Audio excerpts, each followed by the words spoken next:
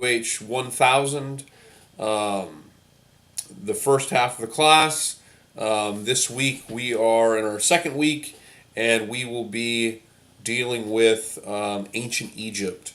Ancient Egypt, I bet some of you really get into ancient Egypt. So do I. For that reason, I have 2 recorded lectures for you this week to watch to help you with the topic, in addition to the reading.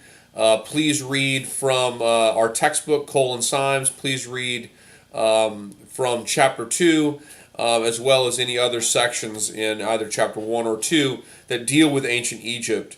It deals with ancient Egypt pretty well, but I go into greater depth on a number of areas with this week's recorded lectures. So be sure and watch those recorded lectures, as it'll help and it'll enhance your understanding of what we're covering this week in the class. And you can always put one of those lectures on while you're doing laundry or whatever.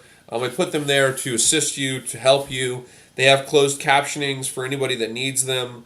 So please use them, and you can do them while you do your laundry or do the dishes. Just have it on so you can be listening and paying attention. Or ideally, I'd like you to watch them and listen very closely. But I just want you to know that those lectures are out there for you. I make those myself, and I hope everybody watches them and gets something out of them. I hope it helps you learn in the class. This week, our only graded assignment this week is our discussion forum. Remember to post first by Thursday, make at least 2 replies during the course of the week. So I'm looking for activity in the discussion forum over 2 separate days that begins no later than Thursday, basically.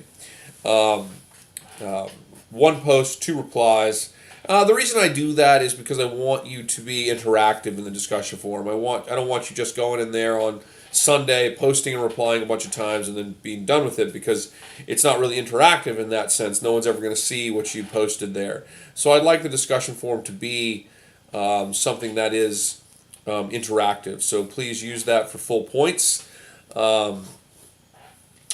Let's see, anything else? Oh, okay, for this week, this is kind of a short announcement this week, and I hope everybody participates in this. So I offer extra credit in this class. And the extra credit's super easy, and it's also fun, and you'll kind of learn some interesting factoids as we move through the class. And you can gain extra points that can go towards a test grade at the end of the term. And so the extra credit, if you do it, could be the difference between an A or a B, or a B or a C, or heaven forbid, a D and a C. I hope no one's in that category in this class. I want all of us to succeed.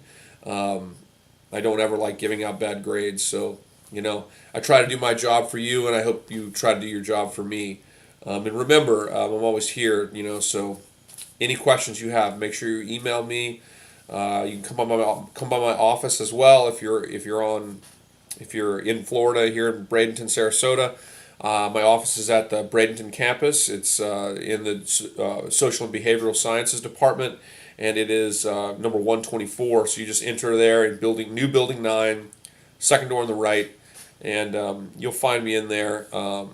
Usually in the mornings on Monday and Wednesday, and you'll find me around noon, mid-afternoon on Tuesday and Thursday. You'll find me in there. Okay, well, here's the extra credit. The way the extra credit works is you watch the opening announcements. You watch the opening announcements no later than Wednesday during every week. And in the opening announcements, I will state a factoid, something interesting about history that isn't covered in your textbook, a little factoid. So I'll state a factoid, and then all you have to do is send me an email and just restate the factoid. This is what the factoid was for this week. Do that no later than Wednesday by midnight, and then you get 1 extra point towards one of your exam grades at the end of the term. And if you do all of them, you get a bonus point. You get 10 points on an extra test grade. So we have, it's a 10-week class. Actually, it's a 12-week class.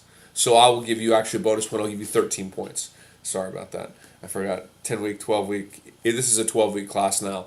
But there's 1 point for each one. So if you do all of them from here on out, there's 11 more. You get 11. You get 12 points. Sorry, I probably just confused everyone. just send me the email with the factoid that I state in the announcement, and you get 1 point. And if you do all of them, so we have 11, you get an extra point at the end, so you would get 12 points added to a test grade at the end of the term, and that can really help your score. I mean, you can make an 88, 100, a 78, a 90 on one of your test scores during the term, and that could be the difference in an A or a B or a C, you know. So it's easy and it's fun, and all you have to do is watch these announcements before Wednesday every week and shoot me an email that Wednesday. So hopefully that's clear.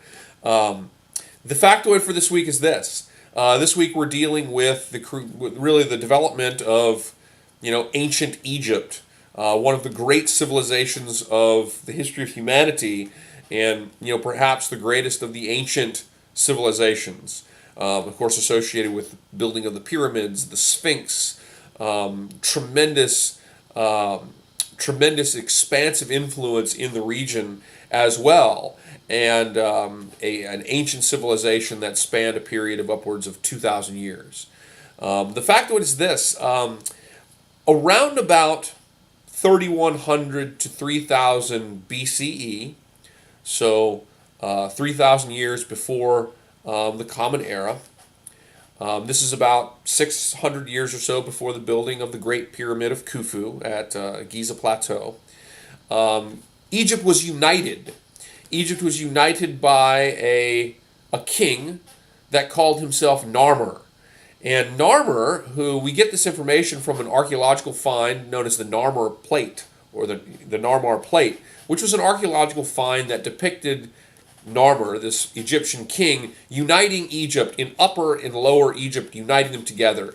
Egypt was made up of two parts in the ancient period. Upper Egypt, which was in the south, because the Nile River runs north, so the upper part of the river is in the south. So Upper Egypt in the south and Lower Egypt in the north, towards the Mediterranean and the Nile Delta. And it was Narmer who united these two kingdoms for the first time. And in the unification of these kingdoms, adopted the traditional pharaoh of Egypt, which is a combination of two different crowns, a tall white crown and then a red sort of crown that goes up like this. And you put these together and it signifies the king of all of Egypt. Well, here's the factoid. Narmer, his name means fighting catfish. In ancient Egypt, there's a great deal of identification with the animals and the creatures of the region. In the Nile River, there are some very, very big and feared catfish because they sting. And so being a stinging catfish could be a very fear-inducing way to call yourself. And so Narmer, the king who unites Upper and Lower Egypt, Narmer means stinging catfish, as the king who united Upper and Lower Egypt takes a name that identifies himself with one of the more feared creatures in the Nile River. All right, guys, hope this all makes sense. Hope that announcement's not too long. Let's have a great week, and let me know if you have any questions.